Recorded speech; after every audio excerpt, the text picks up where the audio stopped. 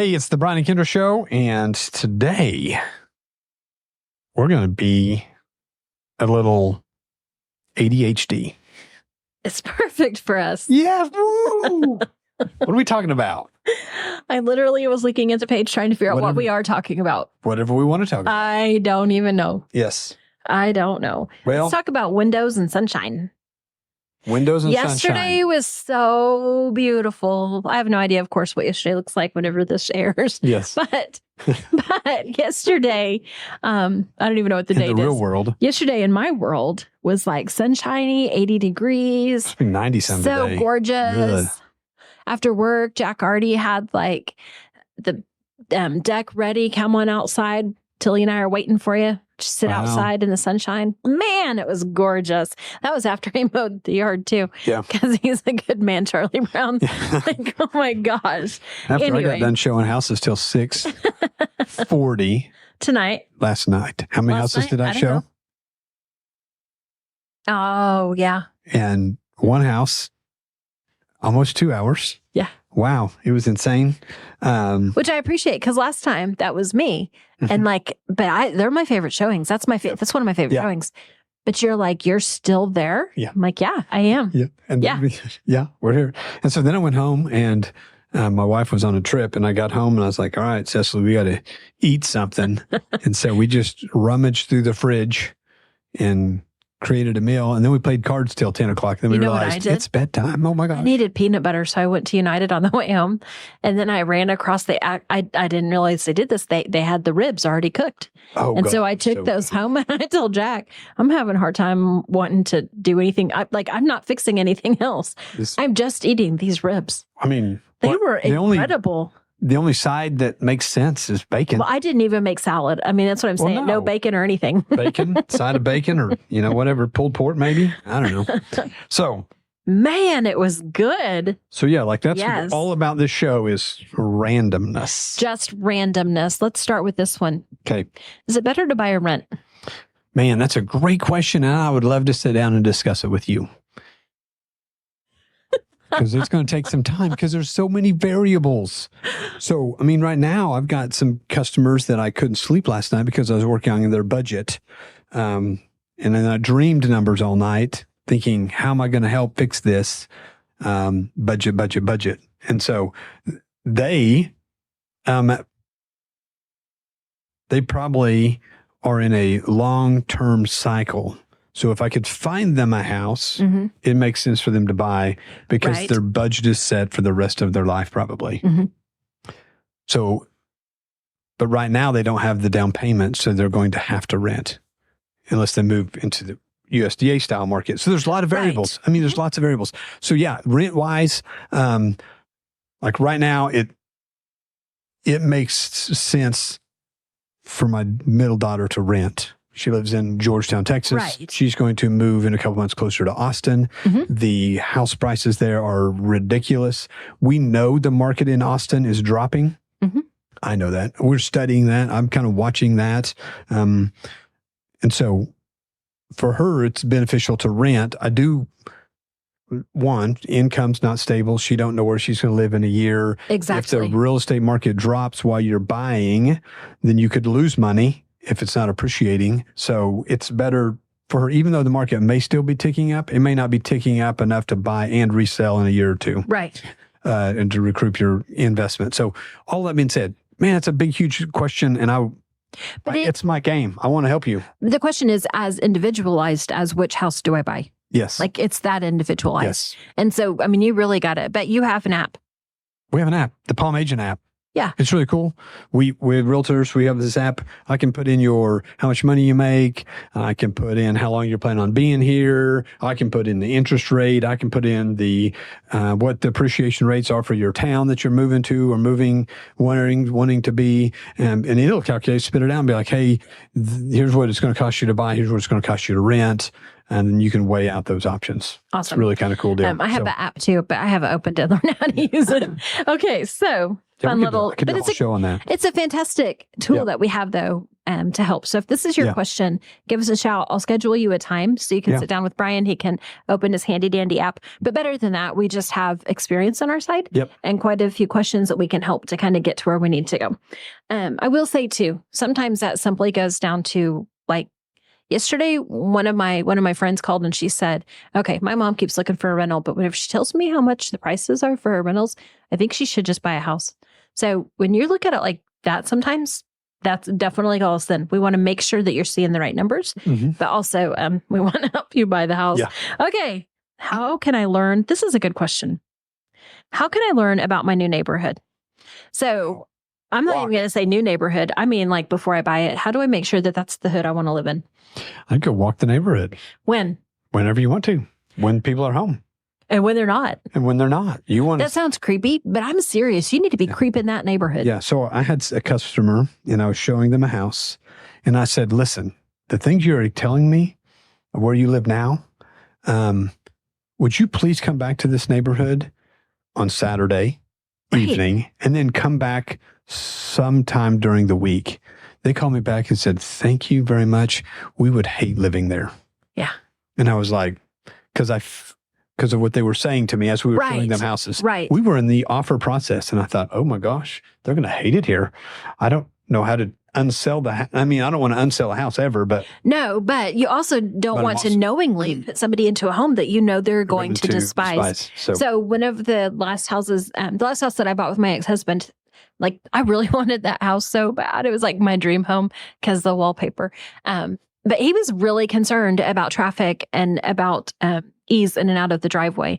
And so, I heard him and I did. I drove around different times. I drove around when the bus was going to be there. I drove around on a Saturday. I did all the things. And just to make sure, I didn't want to get us in that pickle either. As much as I'm late for work, I did not need to be stuck sitting in my driveway, not being able to leave. Which is why that house had a circle drive. It was perfect. It was such a great design for it. Yeah, it worked out great. Anyway, so definitely drive around. But the different times are really, really the hot ticket there. And I probably know your neighbors or your soon-to-be neighbors. Mm-hmm. I don't mind introducing you at all. No. If you'd say, if that's what's a big deal to you, then let's go knock doors and I'll introduce you. Right. Couple of weeks ago, I guess a couple of months Apple pie gets you a long ways. Yeah, right. A couple of months ago, though, one of an old customer messaged and she said, hey, Kendra, I totally didn't get her name. And I'm like, I'm not super comfortable with this. So I messaged the buyer of the other house in the neighborhood and I say, hey, the lady down the street's asking me what your name is. And she goes, oh, yeah, I talked to her today, but I didn't get her name either. And I thought, this is awesome. Can I just put you together in the group? Yeah. Like, it was so beautiful. Yep. Definitely let us help you to get to know your neighbors if we're able to. Yeah. All right. What's another fun question? How about this one? Are there signs that the market is going to crash? Oh, goodness. Or what are the signs? Like, if there are, what are they? Well, I think that the number of foreclosures in the area are a big thing. So if you start seeing foreclosure, then that means the houses aren't selling as fast as they should need to, and people finally just give up and leave. So Woodward, for example, we still have no foreclosures hardly. I was about to say we have more than we used to. But they're years old. There's 2 in Moreland. They're years old. They're from a hiccup back in 2020 when they did the with all the COVID helps. The COVID help stuff. The whole COVID help was not a major help. In fact, it's crippled a lot of people because they didn't exactly know what they were getting into. Right. And now they owe more money than their house is worth, so they just kind of give up. But don't give up. Call us. Right. Well, one of those that I was thinking of, it never even hit the market. Like, it was not listed for sale until it was foreclosed. Right. So if you know that you're about to be in a pickle, give us a shout and let us see what we can do to help you get out of the pickle. Yes. As far as the market crashing, I don't think the Woodward market is crashing. No. And so I talked to an agent from Woodward in Wichita, and she's like, yeah, the market's not crashing here. Things are taking 30 to 40 days to sell instead of hours. So it's just taking more time to sell houses, which means our buyers are looking at more houses, which means they have more options, which means sellers have to be a little more patient. They have to fix it up their houses a little bit more. Right. We're not getting multiple offers, so they're not selling above asking price. So we're back to a normal market, it's not crashing. I would say we see some of that here now too. Like a few years ago, especially, 10 years ago even, updated houses, a lot of the houses were kind of similar. And now I think there is a higher demand. Our buyers are demanding sellers. No, I'm not going to pay a premium price if you're not going to put any work into your house. Right. Like, no, I feel like the days are gone where buyers are having to pay premiums for houses that haven't been updated in 30 or 40 years. Which also comes to the remodel market. I mean, it's a lot of money to fix up a house now. It is so when you go to sell it, it takes a lot of money. When you're trying to buy and fix up, it's a lot of money. And so there's a thin line on. Which leads me to the next question. If you're looking to sell your house, call us. Right. We'll come by and tell you, hey, these are the priorities of what the buyers are looking for. That was one of the things we talked about a couple of weeks ago on our How Do We Serve You? And one of the ways that we want to serve you is to be able to come and look at your house, especially if you're going to list it, and say, yes, remodel the kitchen. No, don't remodel the kitchen. We want to make sure that you can get your money back out of it. Yeah. So anyway, okay. Next up, how about this one? I love this one. What are some pros and cons for buying an older home? Ooh. I mean, this is like a fun hodgepodge question. It is. Pros of an older house. Like, is character. Oh man, so much gorgeous. Established trees. Trees. I mean, it's a fantastic. Trees. Yeah. So also established neighborhood, trees. Okay, so here's whenever I think con of an older house, I think maintenance. Maintenance. I feel like maintenance is a little more challenging on an older home, and you have to be a little more consistent with some maintenance on an older home than you do on a newer home. And so that's always the first thing that I think of. And I'm in a place in my life where I want low maintenance. Yes. I mean, I want low maintenance. I think I'm less maintenance than I used to be. Well, that's Jack. Okay, but here's the fun one. So this one, if this is really a question you have, like, I'm hoping that we're going to have an older home coming on the market soon that I think it's just so stinking pretty. I love it. I love it. I love it. I love it. In fact, my real hope is that it's actually on the market before this show airs. If you've been eyeballing that house and you're like, I want it, this is probably a good show for you. Yep. Season 4, episode 7.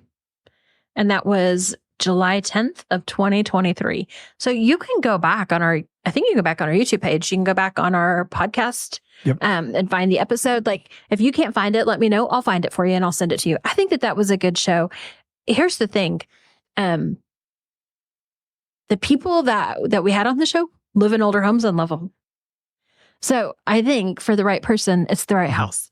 The same way, though, that everything is individualized. Individualist, yes. Yeah. I'm the less maintenance. And I live in a barn and I don't have any landscaping. In fact, I was talking about that last night. Landscaping.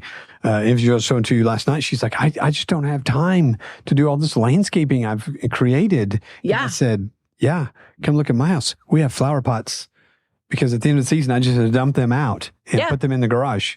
And I don't think about it the rest of the year. And next year, my wife puts new flowers in them and we just do it again. And exactly. And if we don't water them, we just dump them out. Who cares? Like, it's, if I can't do it from a riding lawnmower, it don't get done. All right. In fact, I need to hire somebody that wants to run my riding lawnmower because I don't want to do that either. I thought you had a 12-year-old. I do, but she's going to run a snow cone stand. She is going to be busy. So she has a job, so I feel bad. All right. Fair enough. Fair enough. I love riding the mower. Jack will never get to hire that out. Okay. What causes the market to be high? Supply and demand. Supply and demand. It's always supply and demand. Like, that's always the answer for everything. It is. And that's why interest raises and lowers, like without the government's help. Yeah. You know what I mean? Yeah. Like, it's always supply and demand. That's why bread increases and decreases and so. Everything. All right. So, but go ahead and hit that real quick. What do you mean supply and demand? So if you have one house and 14 buyers, the price is going to go up. If you have 14 houses and one buyer, price is going to go down. There we have it. All right. Can you tell, how do you know if the market, okay, here's the real question. This goes back to, do I buy or sell now? Is this a good time for me to buy or sell? Yes. Yes. The answer is yes. Okay. So there's two parts to this question. Is this a good time for me to buy or sell? And then the other question is, how do you know if the market is going to improve? So it doesn't matter if the market is going to improve. If you need to buy or sell now, then you need to buy or sell now. Yeah. Right? If you need. If it's a need. You need. So if you're comfortable in your house and you're content and it's everything you want and you're just like, man, I wish I had a purple door instead of a green door. Well, then maybe be content. It's May. If you're like, I have to sell this house and be out of here by August, you need to have you need to have had it on the market. Yeah, when you get that thing listed and sold now. Yes. Same token, if you are like, I have got to get established. I've got to get home. I've got to get my feet on the ground. I've got to get established. No, let's do it now. Yeah. Let's do it now. Yes. And time is, yes. I think that the reason people ask that is this the right time to buy or sell? It's because they think, I think this question is really rooted in, is it too late? If it's already June, is it too late to put my house on the market to sell it? Or do I need to wait until next spring? Right. Or Christmas. Christmas is like next week. Not really, but and the market's is the time, up and down. What if I put the house on the market now? Am I going to have any lookers? Maybe not for a minute, but it'll be there when it's time. Like, I think that this question is rooted in somebody's, I think this is an old school thinking that people only move during certain seasons, and that's not true anymore. That's not true. That is not true anymore. It's hard to predict. Used to, I think October was the best month. That was always our best month to close. Which make sure your house is. Make sure you have your house on the market in August so we could sell in September so we could close in October. Right. But then 2 years ago, it was January. Right. It was weird. We sold more houses in January than it was weird. But then we've had a couple of years where we have 0 closings January, February. Right. And then, hello, March. Yeah. And this year it's May. May's going to be big. Yeah. Which is weird because May's usually a vacation month because it's weird. So it's hard to predict. It comes back to, you're right. There's always people looking to buy and there's always people looking to sell. So if you're looking to sell, make sure those buyers see it. And if you're looking to buy, let's make sure you go look at that house is available. But don't wait for spring. Yeah. And it's hard to predict because, man, if, just like supply and demand, like in the tornado lane where it just went through Marietta and Sulphur. Gosh. Supply just went away. Demand went through the roof. Right. Houses in that area are going to skyrocket for a while because people have to have somewhere to live. Right. And all of the number of houses, which I have not seen that number yet, but I bet it was a ton. I think I heard 70 something. So like in Woodward, we lost 80 houses in 12. The market for the next 12 months was insane. It was. I have to have somewhere to live, and they just bought the next house that hit the market, whether it fit them or not. Mm-hmm. It completely jump-started our market. We had been in a slow, tired market, and man, it jump-started us. So you don't know what's going to happen next week. Mm-hmm. So if you're looking to buy, you should start looking, do your homework. We don't have to get in a hurry. We can spend a year. We can look at everything that hits the market off and on. Absolutely. So yeah. Say that again. We have customers right now that they've been looking for over a year. And I know we just closed on a customer that we've been looking at properties for 2, maybe 3 years. And sometimes I hear them and they're like, I'm sorry, we keep wasting your time. And it's not a waste of time. Nope. It's always one house closer to the right one. Right. It is. When they help me do my homework. Yeah. So that I know when the next house does kit, that's the right one. I can call you and be like, hey, this is in the market tomorrow. You better be ready. You showed it and we didn't even have it on the market 24 hours. They're like, we want it. We want it yesterday. Yeah. Yeah. Incredible. So, the longest definitely one, let us look. The longest one, I think, was a little over 10 years. And I showed them every 3 or 4 months. They'd call and like, can we go look at these 2 houses? And she finally said, I'm just sorry. I'm just going to buy a house just so we don't have to look anymore. And I'm like, no, let's not do that. Right. You still need to make the right choice. Mm-hmm. And it was over 10 years of showing their houses. So how long have they been in the house they bought? 4 or 5 years. Do they love it? It was complicated. Was it? Yeah, still complicated. So there's still changes she wanted to make, and she's still making those changes because it was hard to find what she wanted. Yes. But they were absolutely not going to build. Right. So the house they bought, they had to fit. So again, it comes back to, I think they like it more than their old house. Mm-hmm. Do they like it more than the house they could have designed? Man. Right. But got it. So yeah. Okay. So then that goes back to, can you tell? I think that's a real question. Can you tell if the market will improve? Can you tell if it's slowing down? Like what are the triggers that would help you? What are triggers that you see that would cause you to tell a buyer, you would wait, or you might hustle? So the big one nationwide right now is the inflation rate. if the inflation rate keeps going up, interest rates go up. If interest rates go up, the number of buyers that qualify go down. So your supply, your buyers, your buyer pool is less. So you're back to supply and demand. There's more houses than there are buyers if the interest rate goes up. So that's a big tick. So if we see inflation projections going to be high, the market's going to slow down. If the projections of the interest rate in inflation are going to drop, like, we're going to get back down to the 2 and 3% inflation rate, then I think that the housing rate will stabilize or build. I wish we had a fun little graph that would show I wish we had like one of those little boards that like moves up and down, because when your interest rate goes here, then your price is here. Yes. And whenever your interest rate goes here, your prices tend to go here.